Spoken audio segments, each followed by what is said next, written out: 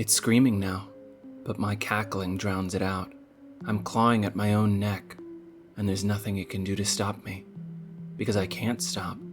I won't stop. I don't want to stop. I've probably lost my mind, but I simply don't care.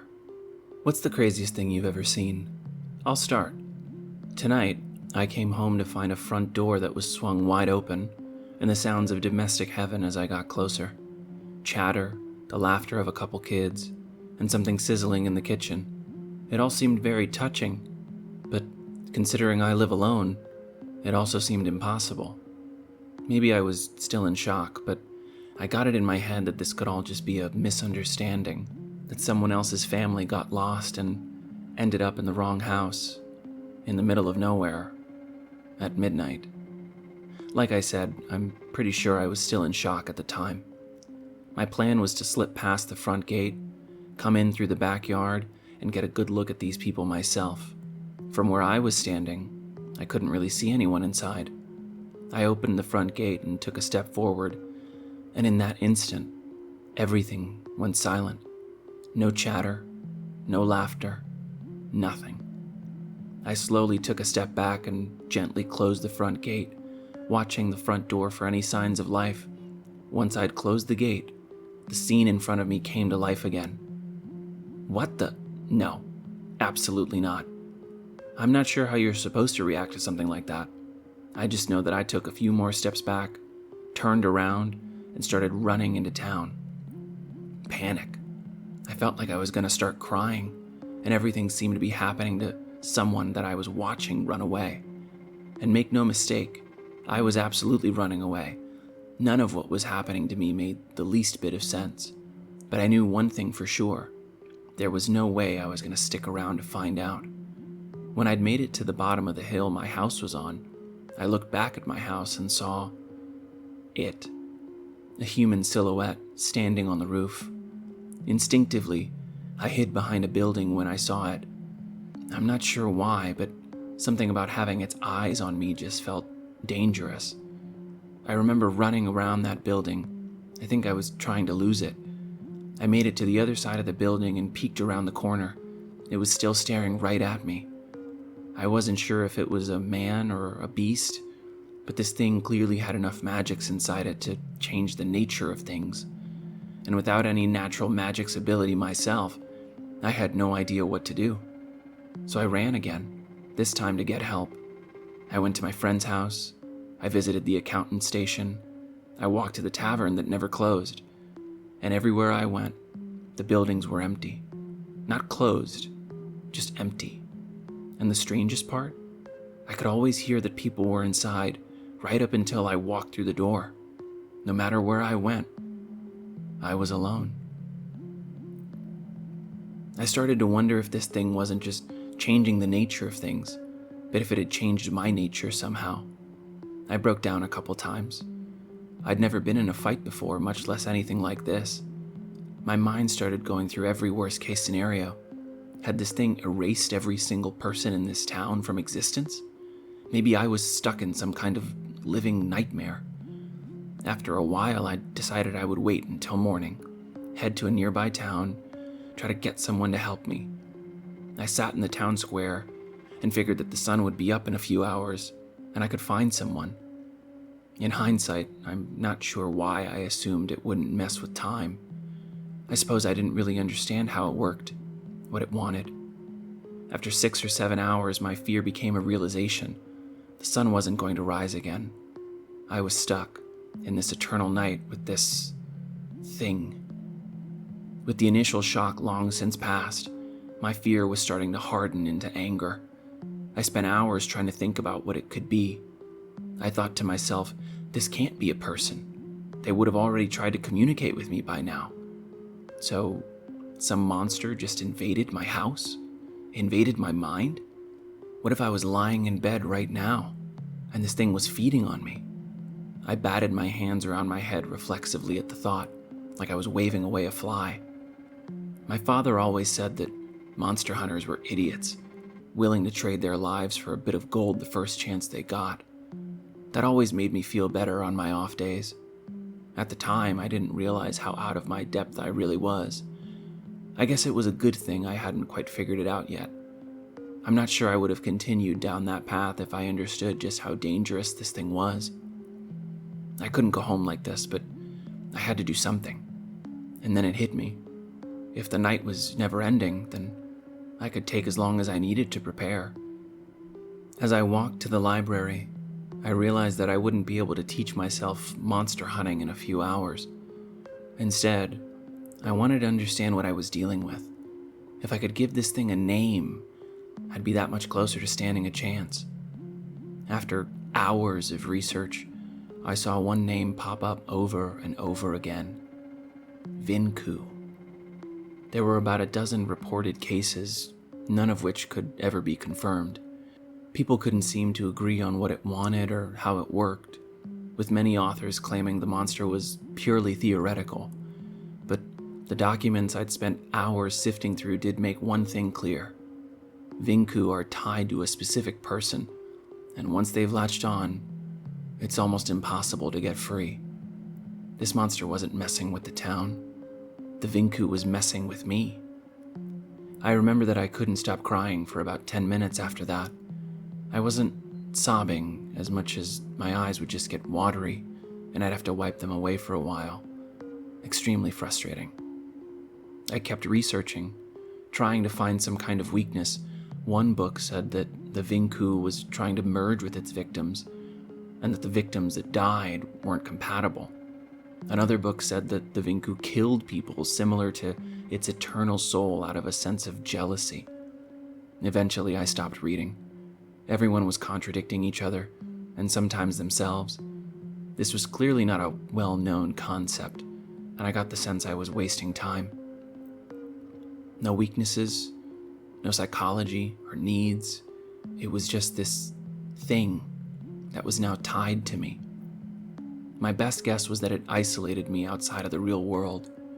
I wondered if it could be understood at all, if I was wasting my time trying. I thought about all the other victims of this kind of monster. How many of them had spent hours trying to understand what a Vinku was? I don't know why, but I started thinking about my mother. My mother wasn't a very nice woman, but was kind when it mattered. When I was 12 years old, I found a small baby bird with a broken wing. I brought it to her and asked if we could nurture it back to health. She said we could try. A few days later, it died. After we buried it, she explained that some animals can't be helped. I remember that I was crying, that I looked up at her and told her that I didn't care, that we had to try. Normally, she would try talking me through these emotional outbursts, something about processing through communication, but that day, she just hugged me and let me ramble about fairness and small birds. And just like that, I knew what I had to do, what I had to try anyway. I dusted myself off and started the long walk to the accountant station. I remember walking up the hill and feeling it watching me. I knew it was there, even when I couldn't see it. I wondered if this was still really my town, or if I was in some kind of mental prison with the Vinku. I doubt I'll ever know for sure, but the thoughts kept intruding, no matter what I did. Everyone deals with stress differently, I suppose. Suddenly, I was in front of my house again. No sounds this time, no lights, just a wide open door. When I opened the gate and walked through, it closed itself behind. Was that new? I thought to myself. I hadn't passed the threshold entirely last time, so I'm not sure. Either way, I wasn't going anywhere this time. I'd managed to scrounge up 3 trinkets, but I had no idea if they would even work on this thing. I called out to it, "Well, here I am. This is what you wanted, right?" Don't be impressed, my eyes were still watering. I told myself that I was shaking with rage. No response. I pulled out one of the trinkets and held it in front of me. I moved toward my front door, and when I finally forced myself up the steps, I reached around the corner to try turning the light on. No luck. I took a step back. I yelled toward the doorway, "You think I'm afraid of you?" I was terrified, but it didn't need to know that. And then I heard it. It was quiet, but unmistakable. A soft, deep growl from deep inside the house. It almost seemed to be coming from underneath the house. How was that even possible? I wasn't sure, but it almost sounded like it was chuckling. It was around this time I think I started to snap. Fine, I thought to myself. This thing thinks it's going to wait for me in my house? I walked down the stairs and headed toward my shed nearby. The trinket I was holding was a fire trinket, something that hunters typically use to light the way on forest hunts. It was incredibly common, hardly much of a weapon. I started sifting through my shed's collection of odds and ends. Wood? Don't need that. Saw? No. But maybe it's... There you are. I started laughing. "Yeah, that's right," I whispered. "You think you can come into my house?" I said to no one in particular. "I don't think so," I said. I picked up my canister, and another intrusive thought occurred. I turned around and waited for it to follow me into the shed, but it never did. I had a theory, but I had to test it out. I stood in that shed for 5 minutes and thought about my canister as hard as I could, but it never came in. I felt giddy. It might be messing with my head, but it couldn't hear my thoughts. I finally knew something about it, and I'll be honest, it felt amazing. I walked outside with the canister and jogged to the porch. I didn't want to push my luck, and I figured that this would be good enough. I can't believe I hadn't thought of this right away. I dumped the canister's contents on the porch and got some distance. I activated my small fire trinket, took one more look at the house, and tossed it forward. It was so simple. If there was a monster in your house, why wouldn't you just burn it to the ground? As I watched my home go up in flames, I wondered if all hunters felt this way. No wonder they did it, I mused. This felt great. I yelled and laughed and mocked the Vinku. It thought I was stupid enough to play its game, but I wasn't interested. If it wanted to face me, it was going to do it on my terms. We don't negotiate with bullies. A line my father used to say, typically right before telling me to turn the other cheek. I doubt he'd approve, a little voice in my head told me. It was right. Didn't change how I felt, though. I turned to check the front gate, testing whether it would open or not. It wouldn't budge, and I figured it would pass once the house was burnt to a crisp. I turned back to look upon my work. No, that's... I said. The house looked pristine. No fire, no damage. Even the smell of burning wood was gone. It was a gut punch. There's no other way to describe it. I'd wasted a trinket, and I had nothing to show for it. How could I be so stupid? If it could make people disappear, it could make and unmake a house easily. What was I thinking? Was I just making it angrier? If I could just talk to it, I thought. It must want something. Everything wants something. But it already has me. But does it have me? Maybe there's something in particular that it wants from me, something I need to offer it? It just needs to tell me what it wants. Maybe I can do... That's the tragic thing about snapping. It can feel empowering in the moment, but it always seems to end the same way for people. They become desperate, sad versions of themselves. And to say that I was spiraling was putting it mildly. I called out to it for the better part of an hour, had entire conversations with no one. I think I begged at one point, if I'm being honest. I cried on the porch. I hid in the shed. But it never said a word. I just heard that deep growl, vibrating my bones whenever I got close to the front door. After a while, I started to understand that it wanted me to go inside. I didn't understand why I knew that, but I did. I also knew, in my heart of hearts, that I couldn't go inside. Even if I wanted this to be over, even though I was tired, I didn't know what was happening, and I just wanted it to end. None of that mattered, because I couldn't seem to bring myself to walk through that door. I was crumpled on the ground, too tired from crying and yelling to cry or yell anymore. I asked myself what my dad would do here. A laugh forced its way out of my body. My dad would have walked in by now. I laid down, closed my eyes, and hoped everything would just disappear. I wasn't exactly trying to sleep, but I just wanted everything to stop. But there was that growling again.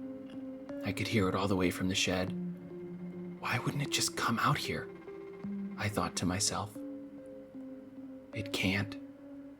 I'm not sure where the thought came from, but I couldn't seem to shake it. It can't? I opened my eyes and sat up a bit. It can control every aspect of the world around us, but it hadn't touched me. Hadn't done anything to me specifically, right? Why? Why wouldn't it just make me go in the house if it wanted me there so bad? I had to know for sure. I stood in the front lawn, the front door entrance staring back at me. My mind was racing, and it occurred to me that I might be deluding myself again. Except I was still alive, I thought. Wasn't that proof that something else was going on here? I found myself on the porch again. There was nothing but darkness through that doorway. This was insane. This was the fire situation all over again, and yet... I closed my eyes. Growling. I willed my body to sit down on the porch. Now the growls rumbled through the floorboards. But I was still here. Still alive. It hadn't killed me, even when I was completely defenseless. Because it couldn't. It was a stalemate. I wouldn't die until I walked through the door, and it couldn't kill me.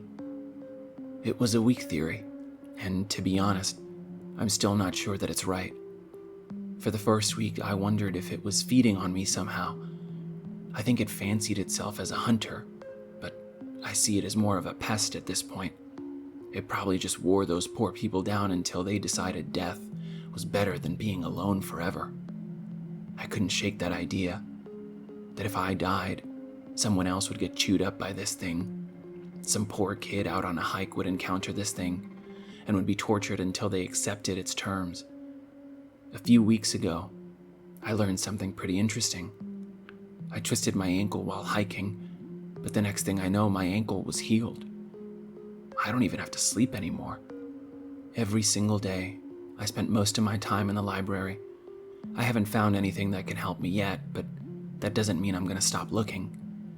Yesterday, it tried to disengage, offered me a new doorway, some kind of way out, an end to our stalemate. I can't believe it thought I would take that. Isn't that funny? I certainly thought so. Why, so it can run and torture someone else? Get away with this? Live to fight another day? I couldn't kill it, couldn't save myself, but it couldn't leave me. As far as I was concerned, I was exactly where I wanted to be. That horrible laugh started bubbling up inside me again. We were stuck. It was pathetic. I looked at the humanoid shape on the roof. I know I shouldn't, but I had to show it how little I cared, how much it had screwed up. It had no idea what it had swallowed. That's when my nails found my throat. I could feel myself fading, but I like to think that even over the sounds of its screams, it heard me whisper, "See you soon." "Ma'am, can you see the toys in this room?" I said, motioning around her house. "Yes," the woman said. "But you're saying you don't have children," I continued. "Can you see how that doesn't make sense?" She looked around again, then back to me. She smiled slightly and shook her head. I'm not really sure how to explain it myself. I guess I hadn't given it too much thought. She wasn't alone. An anonymous tip brought me to this remote town after a possible vamp sighting. When I arrived, an innkeeper tried to rent me a room with someone else's suitcase still inside it. I'd asked the townspeople to reach out to me if they had any empty rooms in their homes to rent. In reality, I was looking for more missing people, and in just 2 days, I'd found plenty.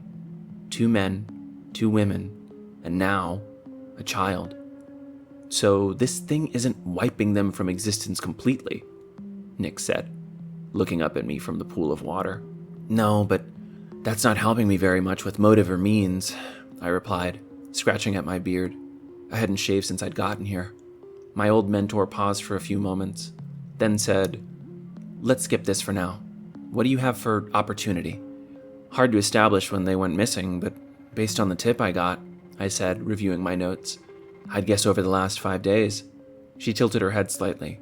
"One each day?" she said. "Yeah, but I'm telling you, it doesn't make any sense. Why isn't this town up in arms by now?" She sighed. "We have to assume that whatever is making these people disappear is making their loved ones numb to the loss." She took a quick drag of her cigarette. "And before you ask, no, I've never heard of anything that can do that either." I grimaced. "I thought you were quitting," I said, taking a drink. She pointed back at me. "Glass houses, Scott." But she put the cigarette out. Another sigh, followed by some pacing. "Town's only got a couple thousand people. Has anyone recently moved into town? Or out of town?"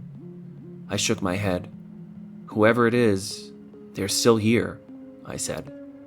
She shrugged and sat back down dramatically. "I don't know what to tell you. It's hard to hunt something that leaves no trace. Any bodies?"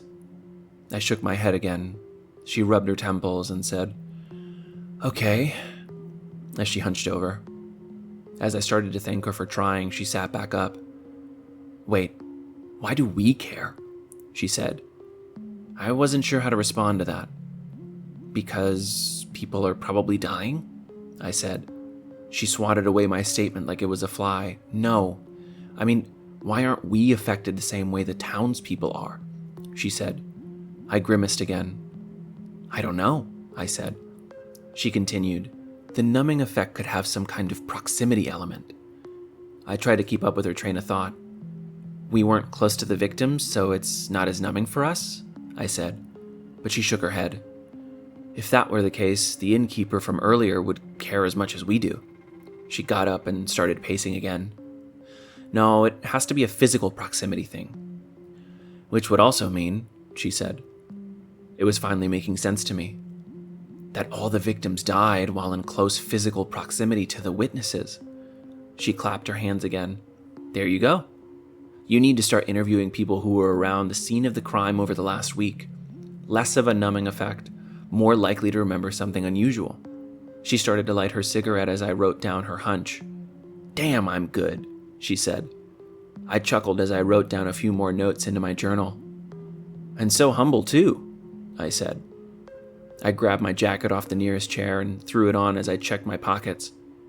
She looked down at the notes she'd taken and muttered as she took a drag. "You heading back out there?" I shrugged as I grabbed my baton off my desk. "Not gonna find this thing in my closet. Plus, interviewing 4 people and having nothing to show for it left a pretty bad taste in my mouth," I said. 5 interviews, she said, looking up from her notes. I must have made a face because she continued. "You mentioned 5 interviews.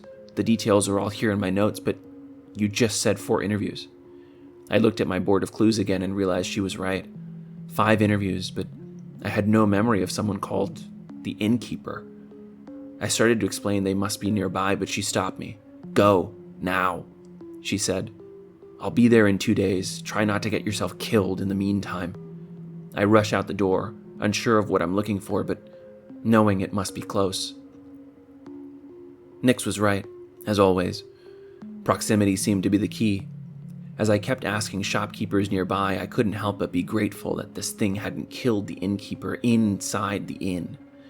It was my first bit of exposure to the numbing effect, but I was shocked at how effective it was. I was aware that there was an innkeeper in theory, but I couldn't remember a single detail about him. He must have rented my room to me, since no one else seemed to own this inn. It looked like this vamp was covering up its tracks, but why would it bother? No one knew I was investigating this case, and it wasn't like it had anything to be afraid of. I started asking shopkeepers if they knew anything about an innkeeper. Just as I was about to give up hope, I found a merchant 5 minutes from the inn that vaguely remembered something about an innkeeper. "But I'll be darned if I could point them out in a crowd," they joked. So, Everyone this far from the inn was less numbed up. I spent the rest of the night interviewing people outside the numbing zone. Someone must have seen something. But no one did. No one heard anything, no ruffled feathers, nothing hard to explain. Hours and hours of interviewing, and nothing to show for it. Again. The next morning, I checked outside the other 4 victims' numbing zones. One after another, I heard the same story. That they hadn't seen anything strange over the last week, that this was a quiet town, that maybe I should try so-and-so. And at the end of the day, another middle-aged woman, covered in blotches of blood, asking me if I'd be interested in her vacant room. I would just have to move out a few children's toys that someone left behind. 6 victims in 6 days. As I walked back to the inn and greeted the blonde bartender, I considered my options. I contemplated camping just outside town to avoid possible numbing exposure, but that would really put a target on my... As I locked the door to my room, I paused. An idea started to form, so obvious that I can't believe I didn't think of this sooner. Terrible idea, she said. At least I think that's what she said. It was hard to hear with the train's engine in the background. I get that it's not ideal, but... I started. But she yelled over me, partially to be heard more clearly and partially because she was annoyed. You have no idea what else this thing can do. It could teleport, it could use mind control, it could kill you in your dreams, she said. Worrying about your protege? I joked. This isn't a game, Scott, she barked. You think I'm on this train because I wanted to see the countryside? She did this sometimes. She meant to be supportive, I know she did. But every now and then she'd say something that cut a bit deeper than she'd meant to. Our dynamic worked best when we worked like colleagues, but sometimes the skill gap between us was undeniable. After a pause, she continued, just stay out of sight. Do what you can, and we'll figure this out tomorrow night, all right? I muttered some excuse about needing to grab some supplies before the end of the night, so we ended the conversation there. As I walked to a nearby night market, I thought about how I shouldn't be taking this personally. She didn't think that I knew what I was doing, and honestly, she was probably right. I had every intention of working this case from the shadows after that conversation, I really did. But on my way back, I walked into the inn and saw a single man sitting at the bar. He waved me down and asked me if I'd like to join him for a nightcap. Any sorrows to drown tonight? He asked, which made me chuckle. I sat down next to him and we started chatting immediately. He asked what blew me into town, and I told him I was just visiting some friends. Apparently he'd moved here a few months ago. When he said that he came here for the weather, I chuckled again, but he doubled down. There's just something about a quiet cold, he said. I know most people can't stand it, but I can't seem to stay away from small towns like this. I wasn't much of a talker, but it was nice to take a break from the case for a bit. Plus, he did most of the talking anyway. He asked me about travel and if I'd been to such and such, how we loved a certain town in the summertime. In no time at all, we were laughing about the way people who'd never traveled seemed shocked that anyone could move around at all. After a few minutes, I started wondering when we'd see a bartender of some kind. Instead, I looked over the counter and saw a blonde corpse on the ground behind the bar. I went to jump back, but the man put his hand on my back. Settle, he said, or the whole inn has to go. I stared at him as he reached over the counter and helped himself to a bottle of wine.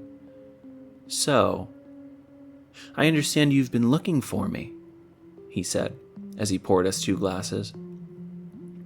Here I am. He slid a glass towards me.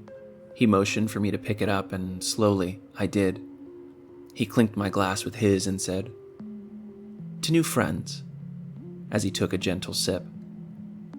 Nix felt it again like a thorn under her forehead. There was some detail that she was missing about this case, something she should have seen by now. She thought about reaching out to Mr. Bob again, but she didn't want to give him the satisfaction.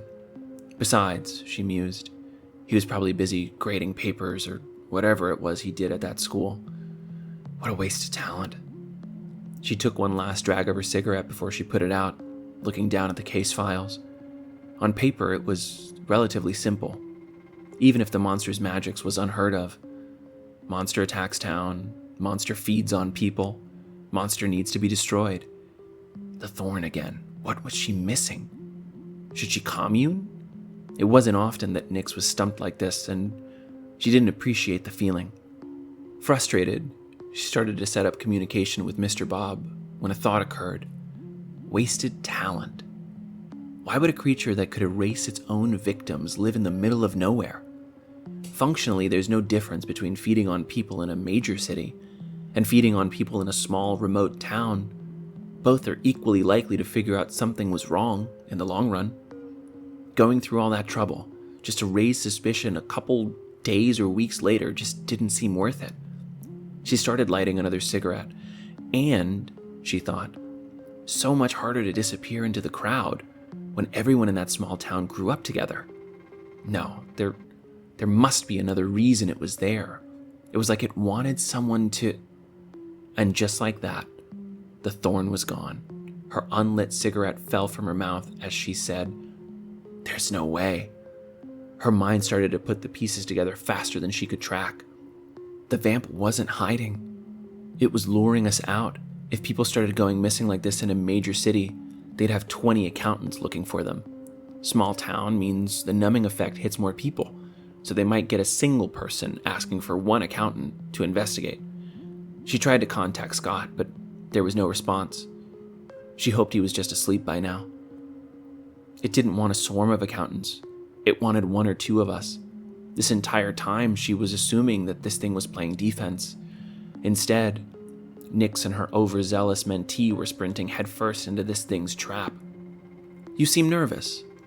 Is everything all right?" the stranger said. He put down his glass and turned to face me, with a slightly pained look.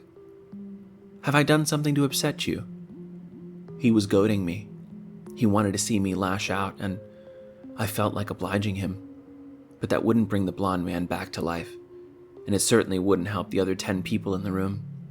I took a deep breath, looked forward, and took a sip of my drink before saying, "Not at all. It's nice to meet you, Mr. I trailed off. "Echelon. Or just Alec, if that's easier for you," he said. I turned to look back at him, trying to make sense of what I was dealing with. But none of this made any sense. Vampires were humanoids, but they had extreme features and certainly couldn't pass for human. Except he could. The only distinct thing about him was his white suit, with a few odd dots of red on his chest and arms. "Why are you doing this?" I asked. "What, talking to you?" he said. "Killing, eating, whatever this is," I said. "Oh, that," he said, chuckling to himself. "Well, I am vampire, Scott. It's not unheard of for my kind to feed on yours." "You think this is funny?" I said, starting to get up. He put his hand on my shoulder and pushed me back down into my stool. "Sit down," he said, the humor and lightness gone from his voice. He leaned in close as he whispered, "You're testing my patience now." If anyone asked, I'd tell them I sat down for the sake of the inn's patrons. But the truth was I was panicking. This wasn't how we were supposed to meet.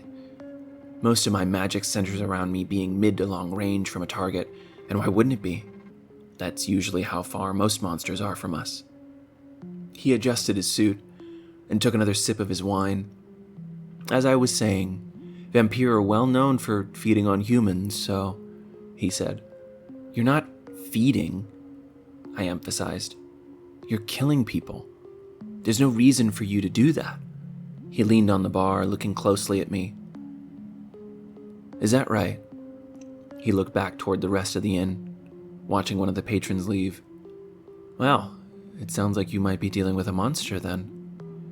I looked back at him. Something was off. He was performing?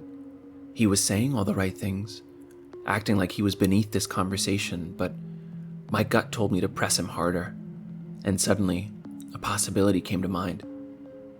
"You're part human, aren't you?" I said, watching for any indication I was right. He smiled slightly, revealing slight fangs as he acted amused. That's right. What gave it away? He said, propping up his face with his hand. I don't understand, I said. You could have gone your whole life without anyone finding you. I already called them. The other accountants will... Alex sighed. If by them you mean Miss Nix, then I'm sure I'll manage. How long have you been watching me? I said. Oh, don't flatter yourself. I wasn't watching you. I was watching the inn. Traveling merchants are the easiest prey, and I was feeling lazy. He shrugged. But imagine my surprise when a genuine accountant walks through those doors. Such an honor. He pretended to salute, something accountants hadn't done for the last 40 years. He wanted me to play along. It all seemed like some kind of strange fantasy scenario, but I wasn't amused. You still haven't told me the real reason, I said. He sighed again. The real reason for what? He said. Those people did nothing to you, I said. You can't just kill people and expect... He frowned slightly. Why not? Because it's wrong, I said, losing my composure a bit. I didn't know what this thing wanted, but I was getting tired of playing its little game. You must know that. I'd glanced over towards the inn's patrons to make sure none of them were in earshot as I spoke. But when I looked back, Alec was staring daggers into me. Any sense of levity or coyness had vanished. Instead, he looked almost hollow, like he'd reached his limit on acting human for the day. And what would a human, he said, standing up out of his stool, know about right and wrong? A few of the patrons were looking at us. I started to apologize, to try to de-escalate, to undo whatever damage I had caused. Alex settled slightly, turning his back toward the bar to take one more sip of his wine. He apologized for losing his temper there, and I told him it was fine. But if I'm being honest, nothing about this situation was fine. If I did nothing, this monster was going to snap and kill everyone in the inn, myself included. And even if I did try, there was no guarantee that I could save anyone. It was an impossible situation, and I kept trying to think of how Nix would deal with it. I thought about whether she'd scorch the earth or keep playing for time. I thought about what the average accountant would do in this situation. And just like that, I knew what I had to do. I think we can both agree that we don't want anyone here to get hurt, I said to him. He went to take the last sip of his wine. And that's why I think I fired a lightning bolt straight at his head. He was missed for a split second, a cloud that reappeared a few feet away. He laughed, saying that he shouldn't be surprised. I threw myself back as far as I could, trying to get as much distance as possible from him. I just needed a few more feet, and then I could really... I told you what would happen, he whispered in my ear.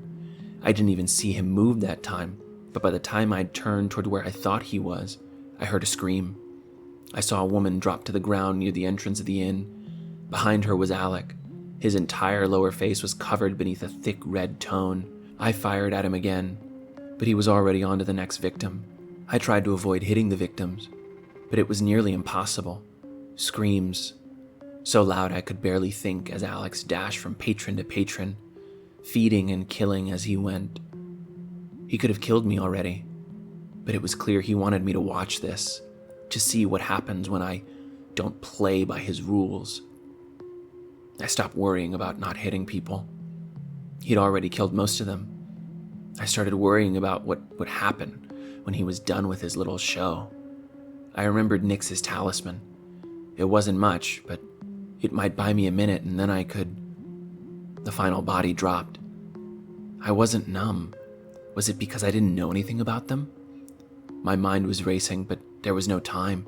He turned to mist and I slammed the talisman onto my chest. Suddenly, Alec found himself exactly 250 feet away from the inn, inside someone's kitchen.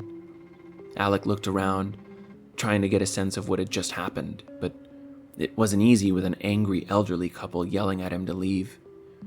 He stepped out of the house and ran back to the inn. But by the time he walked through the front door, the accountant was gone. He punched the wall. Stupid. Why did he do that? He had so many opportunities to kill him, but he just had to make a big show out of... He continued to berate himself as he walked down the street until the elderly man from earlier chased him down. "Listen, son, you owe us an..." the man started to say. Alec turned to face him, his eyes wide. "I owe you? I owe you?" he said. The elderly man hadn't noticed the young man's face earlier, or how it was covered in blood. I was just...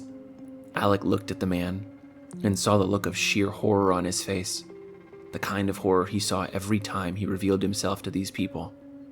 He took a deep breath. This was no time to lose one's head.